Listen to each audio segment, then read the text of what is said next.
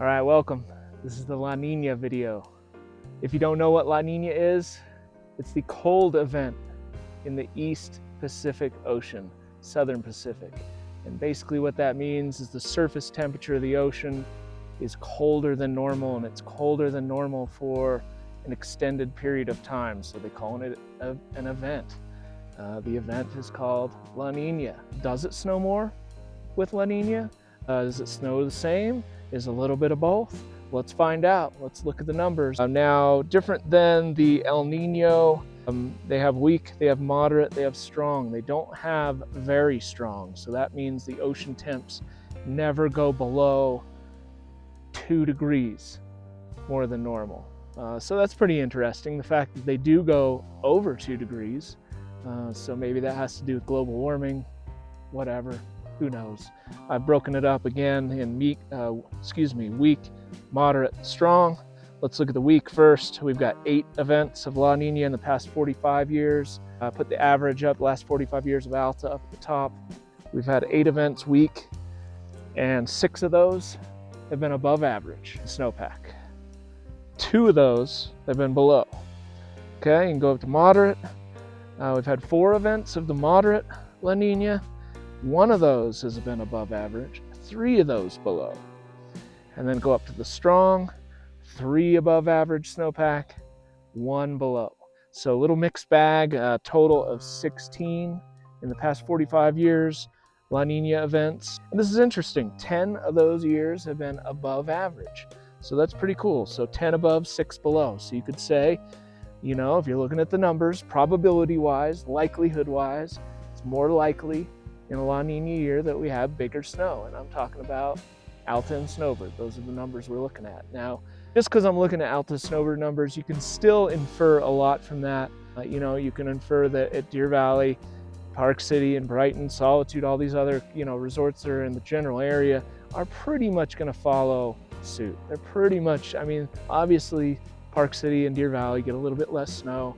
Brighton is up there. Brighton gets a lot of snow, and Solitude is a little less, but generally their average numbers are going to be pretty much in line with what I'm showing here. It's cool to look at, but it doesn't really mean anything. This year is going to be this year. Now, this year hasn't been a consistent cooling or warming event yet. That may still happen. So we may have a La Niña or El Nino year this year. We don't know, but it's a crapshoot. We don't know what kind of year we're going to have until we have it. One thing's for sure, even at the lowest levels, we're still skiing. We're still skiing a lot here in Utah, so especially at Alta and Snowbird. Just some interesting numbers within these. I really like looking at 2010, 2011. I remember that year very vividly, and back then I was still competing slopestyle and half pipe, so during the year I was not really skiing a lot of powder. I was traveling, I was competing, but at the end of the year, where I'm at home and I get to ski a lot of powder, I skied a lot of powder. April, May, Snowbird reported 240 inches in April and May of that year. That's incredible. And for somebody who's competing all year and then gets to come home, I skied a lot of deep powder snow that year.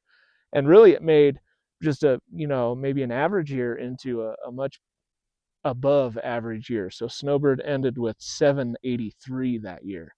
Now, Alta, this is really interesting because Alta ended their year with 724, but they stopped counting at April 30th, and we got a ton of snow in May.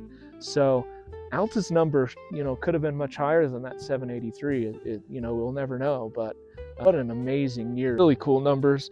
Another interesting number, let's see, 2017, 2018, Alta reported 388.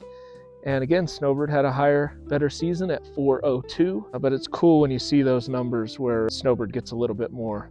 This just happened a few years ago, 22-23, record-setting year. Alta got 903 inches. That was a La Niña event. That was one of those weak La Niña events. So really interesting to see a lot of big events with the weak La Niña. Weak La Niña seems to be big, although, look at 17-18 was a low year. 84-85 below average, but still 427. For being below average, that's still pretty nice. So what a cool thing to look at. I'm keeping up with the theme here, doing some weather related stuff. It's fall. Leaves are changing here at Alta, so I'm going to be doing some hiking around, talking weather as we get closer to the winter season. We're going to look at different weather forecasts that you should be looking at. I'm a skier. This is a skier channel. This is what we're going to talk about. We're going to talk about how these weather things relate to skiing, and specifically how they relate to Utah skiing.